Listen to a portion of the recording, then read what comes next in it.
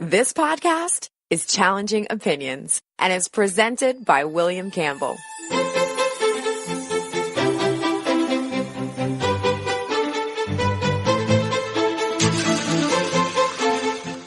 Thank you for downloading the Challenging Opinions podcast for April 1st, 2019. No fooling on this show, but we do talk about Jouling. If you don't know what that is, you better listen to find out. And if you do, then you better listen to hear about how its economics tell a tale about our world.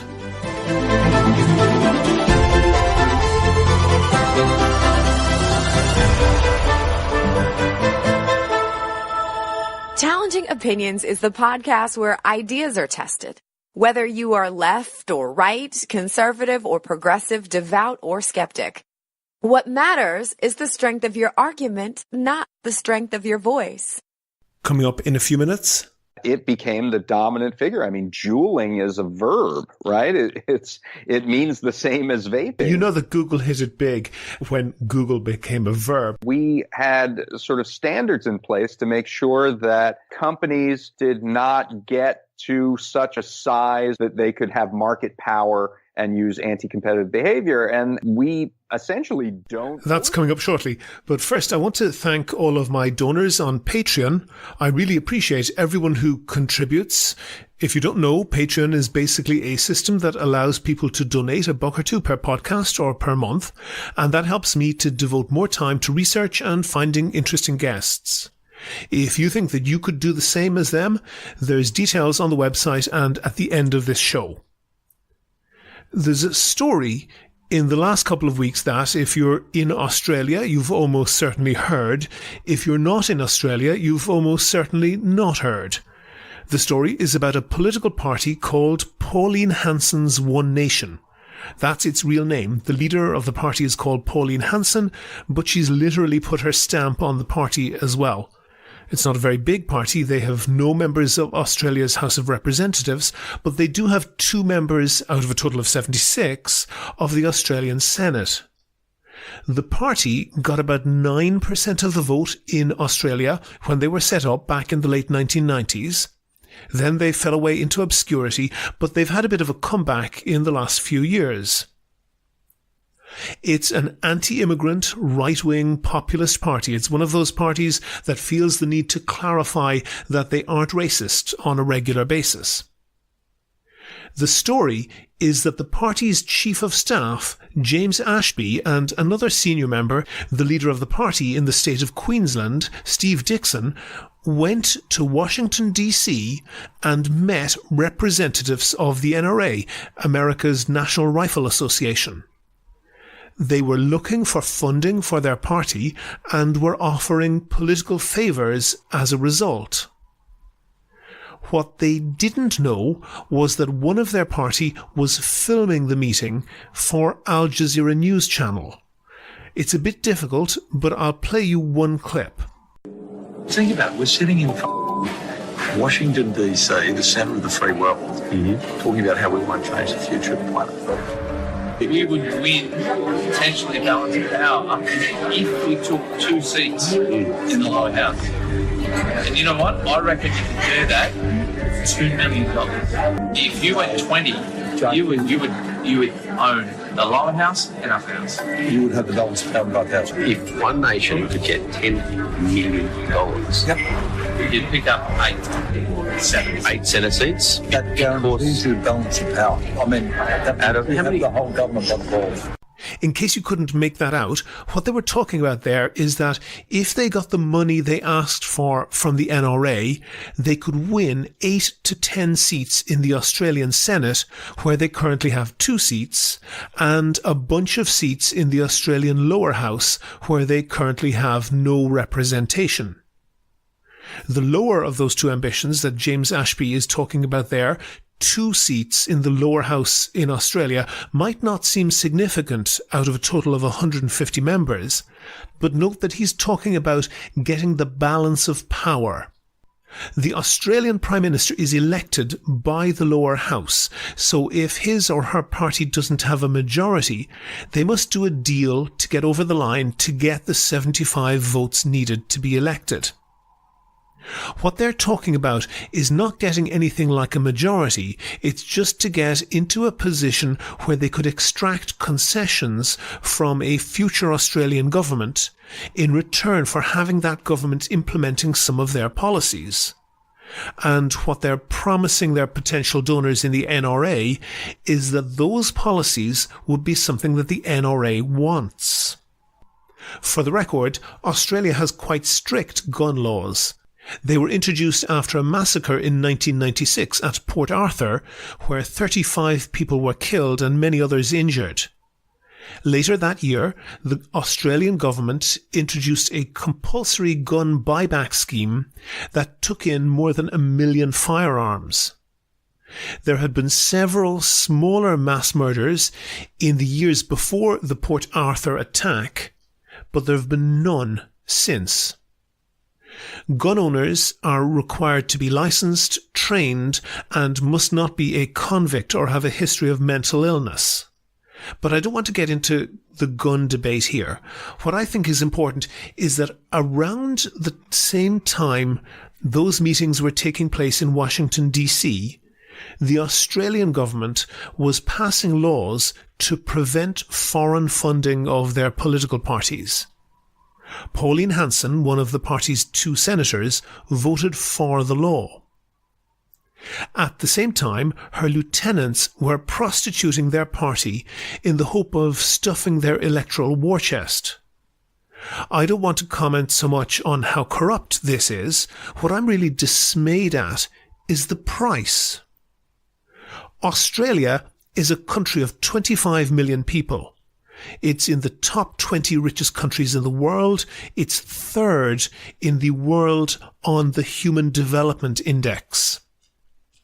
And the price to take over some government policies is somewhere between $2 and $10 million. That's absurdly cheap. That's getting effective control, at least partly, of a country with an economy of $1.5 trillion for just $10 million. That ratio, in case your calculator is running out of zeros, is 150,000 to 1. Now, this didn't come off. It seems like this cosy little funding arrangement didn't work out for Pauline Hanson's One Nation, but it was plausible. It could have happened. And I've no doubt that on other occasions it did happen. Think of the consequences of that. There are plenty of lobby groups, corporations, even private individuals who could buy the governments of whole continents at that price. That's not democracy. Do you agree? Do you disagree? If you want your point of view heard, email podcast@challengingopinions.com and say what you think. On the line now, I have David Dayen. He's a contributing writer for The Intercept and a weekly columnist for The New Republic. He's also shortly to become the executive editor of The American Prospect, and he's the author of a book called Chain of Title: How 3 Ordinary Americans Uncovered Wall Street's Great Foreclosure Fraud. But I don't want to talk to him about any of that. I saw an article of yours, David, from a while back called How the Vaping Giant Juul Explains Everything That's Wrong with Our World. Before we get to everything that's wrong with the world, what exactly is Juul? Oh, so Juul is an e-cigarette company, sometimes known as Vaping. Mm-hmm. It did not exist, and really the sort of whole concept of e-cigarettes didn't exist, a little over a decade ago. But now they have captured a tremendous amount of market share in the United States, particularly Juul, who now their revenues have increased something like, I think 800%. I'm sorry. Their revenues have increased something like 800% just in the course of a year from 2017 to 2018.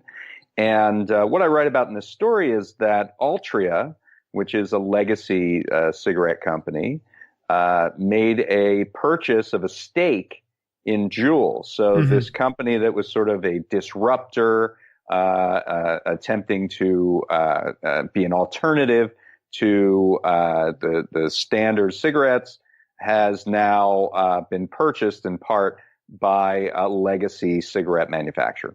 Okay, so Juul, for the three people who've been living under a rock for the past 10 years, these e-cigarettes are the things that you see some people holding that look maybe like an outsized USB stick or something like that. And That's correct. They release clouds of what looks like smoke but doesn't generally smell like smoke. It might be steam. And for the people who don't know what's in them, this is not just flavor. There's like real nicotine in these. That's the stuff that gets you addicted to cigarettes. So they are very significantly addictive. Am I right?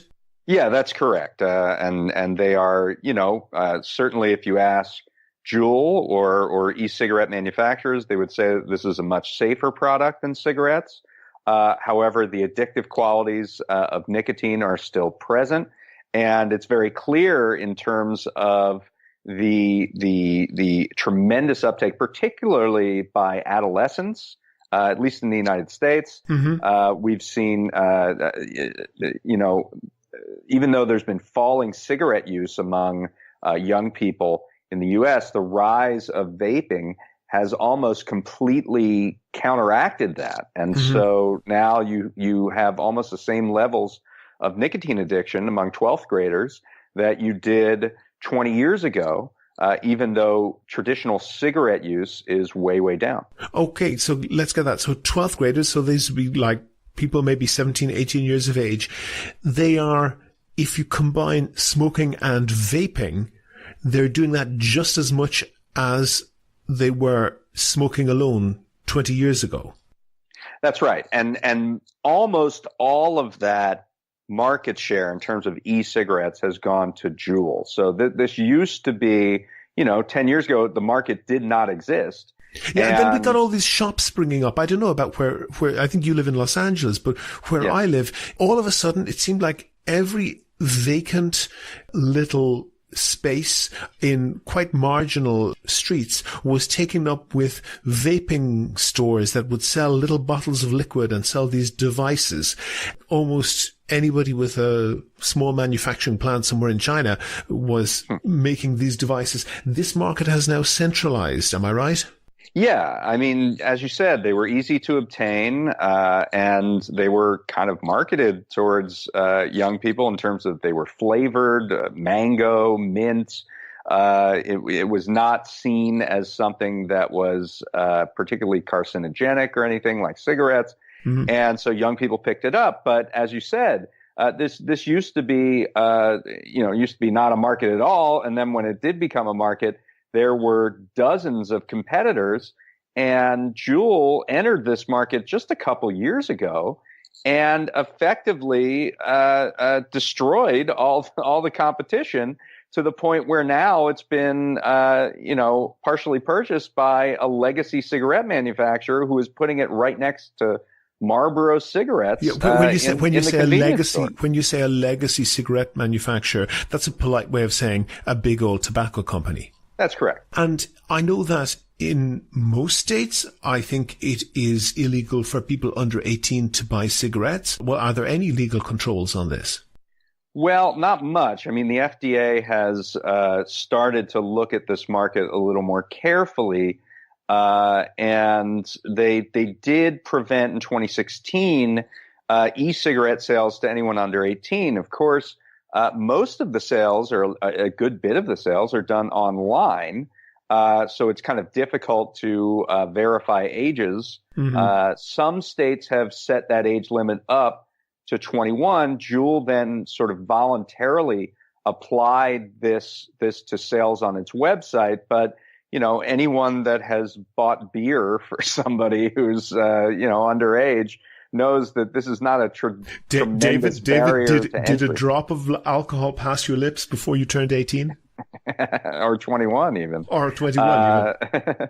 So this is not a huge barrier to entry. I mean, Juul claims that they have this big age matching system, but there are secondary sellers of these pods on eBay, on Alibaba. So it's not really hard to traverse it. And then there's this giant black market in schools, where young people are trading these back and forth. So the age restrictions haven't really worked, and I think that's borne out by the fact that the market share has jumped so high just in a year or two.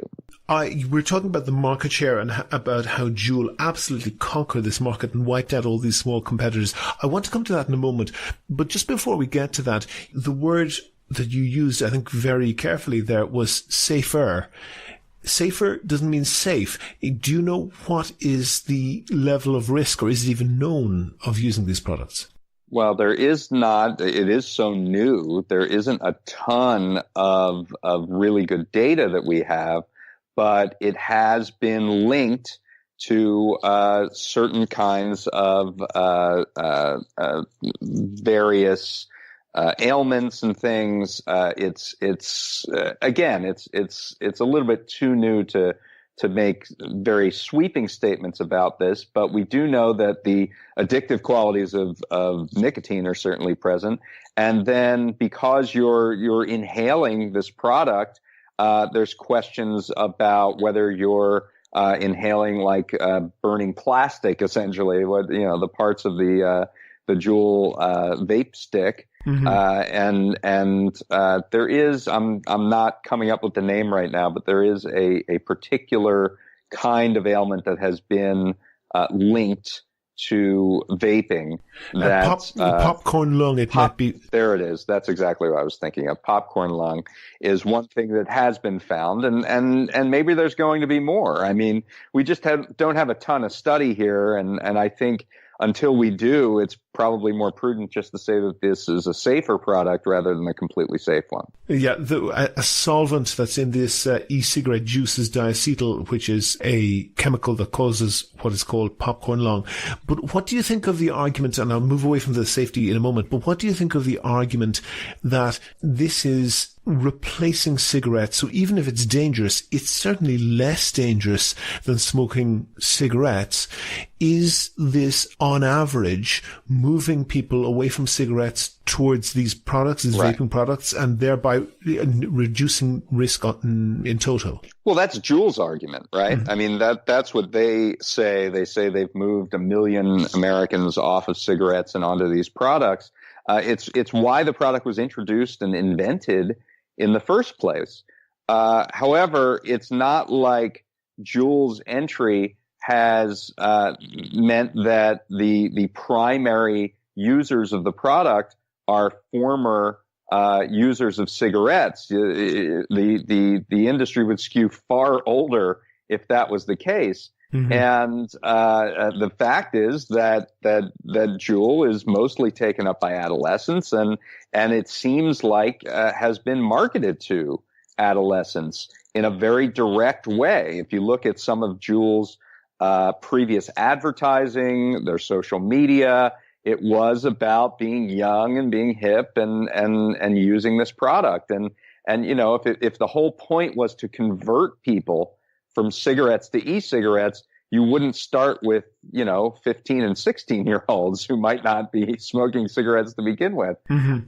So I think that's really the question, whether Juul's sort of self-aggrandizement that they're a health product almost, that they are trying to convert people off of these dangerous carcinogenic cigarettes needs to be questioned against their clear marketing intent, which was to put these things in the hands of children. Taking all that into account, we have dangerous products on the market where people know that they're dangerous. For example, cigarettes. We have other dangerous products on the market.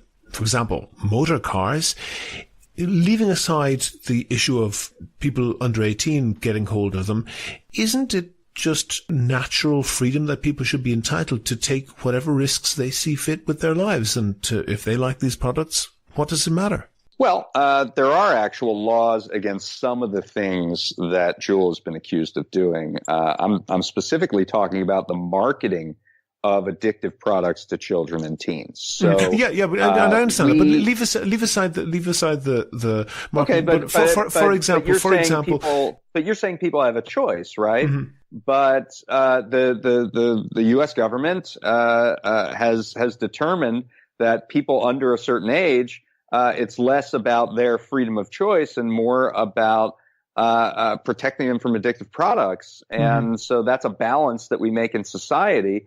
And we say, look, we're not going to completely ban these products, but we are going to talk about preventing the marketing of them to people who might not know the risks fully or might not fully comprehend the risks.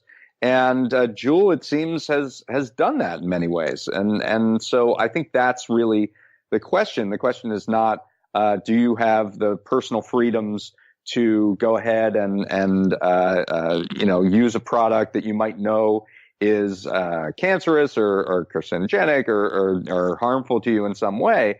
The question is this product following the dictates that we have figured out under the Family Smoking Prevention and Control Act and other laws that have prevented the product. And of course, in the United States, it's been a little looser, but in the UK, there's proposed legislation to make e-cigarettes only available by prescription. And of course, that would match sort of Juul's whole argument, right? Which is this is about conversion. This is about getting people off of cigarettes. Well, okay, one way to do that is to make them available by prescription so that only people who had a smoking addiction are going to be able to get them. Okay.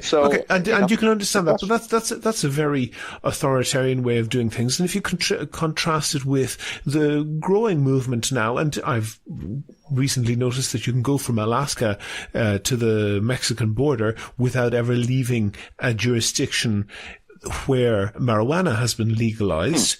There's no question that there are some health risks associated with smoking marijuana, but those states and Canada and increasingly more and more states have come to the conclusion that risk or no risk, people's liberty is more important than the state's duty to force them to do the right thing. Surely the same is true for vaping. Well, I think many of the similar rules apply. I mean, certainly every state is different. Legalization of marijuana has sort of just come online in the last few years, but there are pretty strong standards against marketing to children. And you see that in the packaging and in, making things look like Hershey bars and things like that, that they've tried to prevent. So it's a similar, I don't have a problem with this sort of libertarian argument that if you want to take that risk of using whatever substance, then that's it's your own body and it's your own choice. But it's where it dips into certain things that we as a society have decided are important, like making sure that people who aren't as developed or aren't as mature to know and understand these risks are not being that's true. But you can't targeted. David, you can't legislate for the whole of society on the basis of what a 9-year-old might do. Nobody is. I don't think I've ever said that. I mean, I think what I've said is that the specific policies that have been put forward and for many years and have not been taken down around trying to prevent direct targeting at a 9-year-old for this kind of product is the things where it gets wary. And what gets more wary, actually, and what actually I'm more interested in with respect to this piece is the monopolization of this market so quickly, which it has a sort of a larger kind of dynamic about that's what I was going to get onto. That's what life. I was going to get onto. How in the hell did and the figures are enormous. Juul has been valued in terms of a takeover of an investment by the company that owns Marlboro cigarettes. They're judging that Juul is worth more than the Ford Motor Company. Yeah, it's pretty crazy. And so, I mean, I think this is a function of sort of this age of monopoly that we're living in right now in America. How did that happen? How did it go from us having one of these cheaply set up vape shops on every corner in a low-rent street to one company dominating the market so completely? How did that happen? Well, I would say that in this case, the various branding and the way in which they were able to find a niche among young people played a big role in that. Mm-hmm. It was a situation where they found the right market, and then just sort of by word of mouth or what have you, or the ability to channel through social media, it became the dominant figure. I mean, juuling is a verb, right? It means the same as vaping.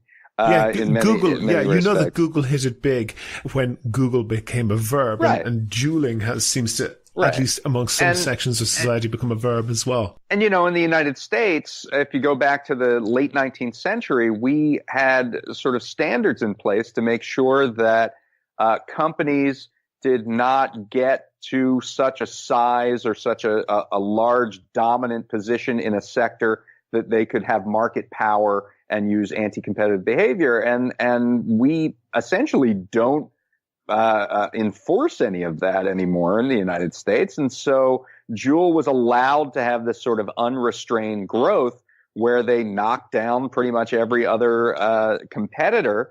And there was no sort of attempt to investigate this behavior. And now Altria comes in, they put a deal together. It says that Juul devices and pods will be on the shelf next to Marlboro cigarettes. It says that Juul ads can go on the packages of Marlboro cigarettes. Mm-hmm. It says that they will share a common sales force to push these products into the marketplace. And so now where e-cigarettes were built up as a competitor to the traditional big tobacco, they've now been subsumed by big tobacco, and it's a function, and that sort of merger, or at least stake that Altria took in Juul, has not really been investigated in any way by the antitrust authorities, and so that's kind of how sort of our laissez-faire attitude toward the concentrations of corporate power has gone in the last, I'd say, 40 years. And, e-cigarettes is just such a great test case example because it literally did not exist as a market a decade ago, and now it's in the hands of one competitor. It just shows you the dynamic and the trends of how, U.S. Corporate America works. But the one thing I'm thinking, David, is that you're mixing up a moral disapproval of smoking with you write for generally leftist outlets like The Intercept, and you have a moral disapproval of capitalism and a moral disapproval of cigarettes, and these two come together to become your ultimate hate figure. There is, for example, Tesla, who are making electric cars. Ford and Nissan are moving into this space as well, and it may well be the case that Tesla is the scout, and you can always recognize the scouts because they're the ones who have the arrows sticking out of their backs. They find the path, and maybe Nissan and Ford will continue to be the big car makers. They just won't be selling gas guzzlers anymore. That's the way the market goes. Is there anything really wrong with that? If I spotted this trend in toy building blocks, I would have written pretty much the exact same story. I really am agnostic on what exact product we're talking about here. I am interested in the trend itself, and the trend is certainly not limited to the cigarette market, to the auto market, or to any other market you could come up with. We have seen a concentration of corporate power in industry after industry, and this has tremendous effects, not just on price, on consumer prices, mm-hmm. but on inequality, on the ability of workers and innovators to break into markets. the ability of entrepreneurs to have new ideas and push their talents and their liberties forward.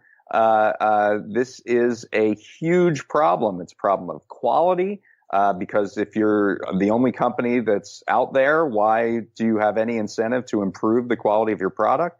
This is a national major problem. This is the question and challenge of our time, in my view. And it has nothing to do with the particular market that I found here that happened to be cigarettes. It's just the fact that this market didn't exist and it immediately trended to monopoly that interested me, not the particular nature of the product or any kind of moral opprobrium or disapprobrium. I'm personally kind of agnostic. I've never smoked cigarettes myself, but more power to you. That's what I was interested in capturing in this piece, and I think it's certainly worthy of study, and it's worthy of study regardless of where you sit on the ideological spectrum. I mean, without competition, there is no capitalism. Capitalism and competition go together very directly.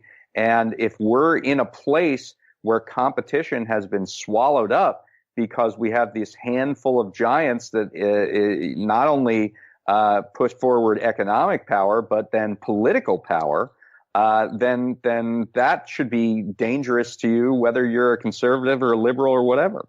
So then one last question. How long do you think it'll be before the Marlboro Cigarette Company or maybe British American Tobacco are completely in charge of the cannabis market? Well, that's a very good question. I mean, we're certainly seeing some consolidations in the cannabis market right now. There are large organizations in the retail side, like MedMen.